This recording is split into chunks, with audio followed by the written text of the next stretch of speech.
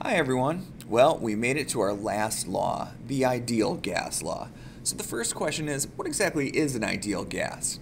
An ideal gas is one in which the particles that make it up, they take up no space and they have no intermolecular attractive forces. Now, is an ideal gas a real gas? Well, not quite. Real gases do deviate from ideal gases in a number of ways. I should say under a number of variable conditions. A couple of those conditions are high pressure and low temperature.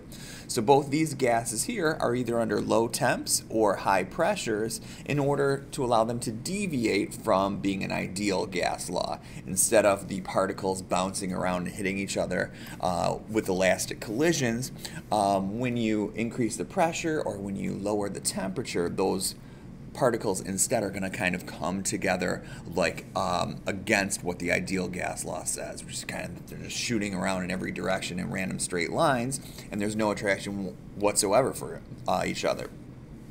Another couple of conditions that would cause a real gas to deviate from an ideal gas: one, molecular weight. If a gas particle is big and clunky compared to a small and speedy, say, helium atom, they are going to behave differently and deviate from an ideal gas.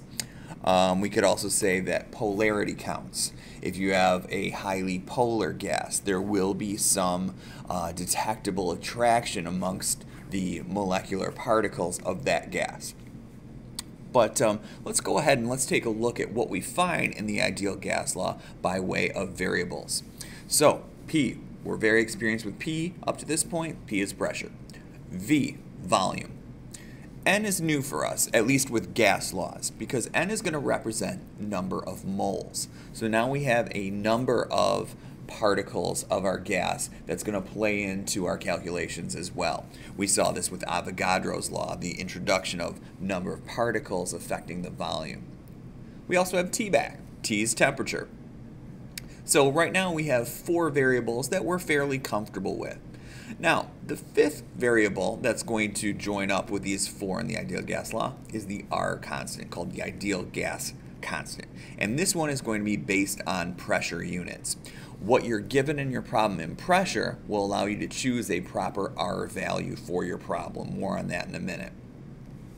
Overall, the equation becomes PV equals nRT, the ideal gas law formula. Okay, back to R.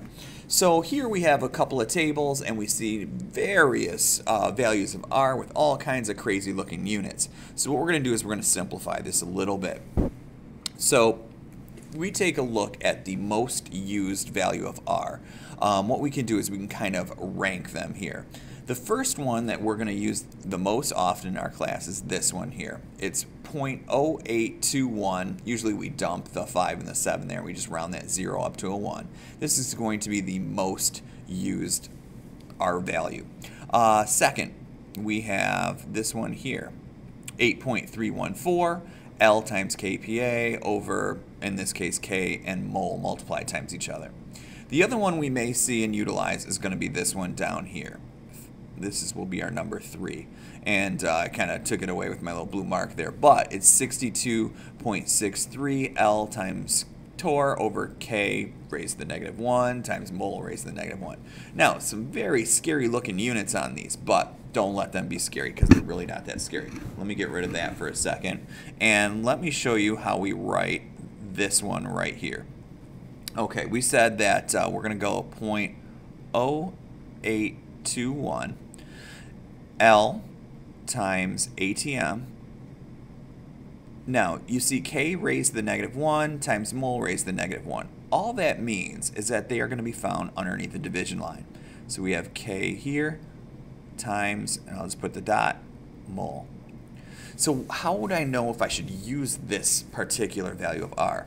Well, if your problem has pressure given in atmospheres, that's telling you that this would be the proper R value to use for that problem. Why? Because ATMs is right here, and we say that we pick our R based on the pressure unit. Our second most common one that we use is this one right here. I'll drop this a little bit lower.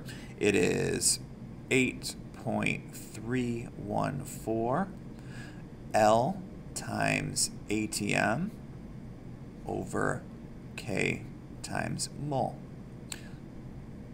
Whoops, I'm sorry, not ATM. Good thing I checked back. It's kPa. There we go. So in this problem here, or I'm sorry, in this R value, kPa, kilopascals, is the pressure unit that you would look for in your problem. So if the problem, it was like a long story problem and you found that the pressure was given in kPa, you'd use this one. You would not use this one because, as you're going to see later, canceling out becomes a big part of what we do in these ideal gas law problems. And then we have 62 point, let's just round that down to 4. We have L times torr over, again, K times mole. Okay, so we have 3 of the most used R values for any problem that heads our way. So let's go ahead and see what a problem would look like for the ideal gas law. Okay, and here we go. If the pressure exerted by a gas at 25 degrees Celsius in a volume of 0.44 liters is 3.81 atm, how many moles of gas are present? Okay, so we know that the ideal gas law is PV equals nRT. And the best thing we can do here is we can do our table of known values so we keep organized and we know exactly what we're solving for. So P1 then. If I search through these 3 things here, I know that the pressure is the one that's in atmospheres. So 3.81 atm. I probably don't even need the V1, the 1 subscript anymore because I'm in the ideal gas law. It's just habit, me putting it there. Our V then is our volume in these 3 numbers, and hopefully you recognize that liters would be the volume. So we have 0.044 liters. Our N represents moles, and it's asking us how many moles are present. So N officially gets our question mark. Our R we'll get to in a second, and then let's do T before we hit R. T is 25 degrees, and we were training before this to go ahead and add 273 so we could get a Kelvin temp, and that winds up being 298 K. We're always going to use kelvins to help us with these types of problems. Now, R. In this problem here, our pressure unit is an ATM. Therefore, this one right here is going to be the proper R value to use because the ATM here matches the ATM here. Here we have kPa, here we have torr. Neither one of those matches, and that's going to matter. So my R value then is 0.0, whoops, let me rewrite that, 0.0821 L times ATM over K times mole. Okay, so we have 4 out of the 5. And hopefully you've seen the pattern here. If we're always missing one variable and you have the rest, you can always use algebra to figure out the rest. Okay, so let's go ahead then and we will plug in these values in the appropriate spot and solve. We have 3.81 atm, and I'm going to put my units into the problem because it's going to help me later. I have 0.044 liters. I have N, which I don't know.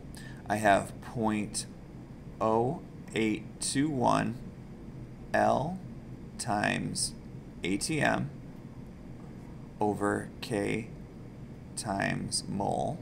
I know it seems like a lot to write in for a unit, but we do want to keep all those there to help us with our final calculation. And our final temp was 298 K.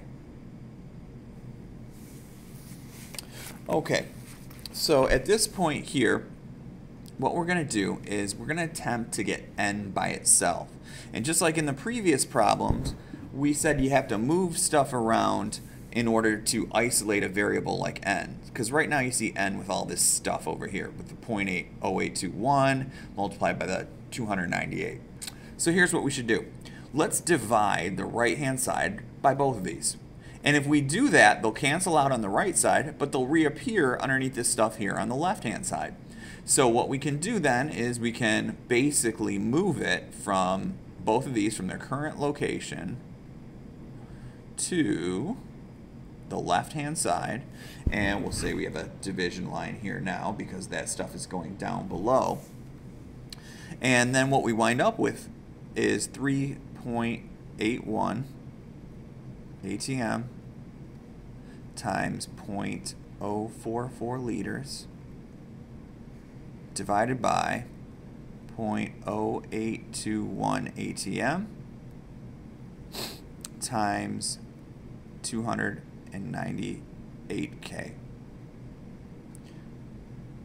Okay. Let me throw the rest of the unit here on my R value so you can kind of see where this is going. Okay, all that there equaled N. Now, why did I keep all these messy units? Well, because when you see them twice, we get to cancel them out. So like ATM over an ATM goes away. L here, this and L here goes away. K here goes away. So really, wherever you see a variable twice, you get to cancel it. So the only thing left over at this point is mole. So where we're at now is do the math and figure out what N is equal to, and then we have the unit as mole. So N is going to equal whatever 3.81 times 0.044 divided by 0.0821 times 298. Okay, what I can do is I have a calculator here, and maybe you have one as you're watching this, and you can also go ahead and figure out what this is. I like to use the parentheses, so I'm going to do 3.81 in parentheses times 0.044, close parentheses, hit divide, parentheses again, 0.0821 times 298, close my parentheses, hit enter, and I wind up with something on my screen that looks like this. It looks like 0.00685 and a whole bunch of other stuff here. I'll just put dot, dot, dot like that. Okay, because I don't need that many digits. If I go to the measured values in my setup, I have 3 sig figs, I have 2 sig figs, and I have 3 sig figs. We do not use exact values, experimentally determined values like R values for sig figs. We use the smallest one in the case of multiplication and division. So 2 sig figs. So that's going to have me tidy up my answer here, not to 0.00685, but instead I'm going to do scientific notation. 6.9, because the 5 trails the 8, times, here's my 2 sig figs, 10 to the 1, 2, 3. This is a very small number. It's going to be a negative exponent.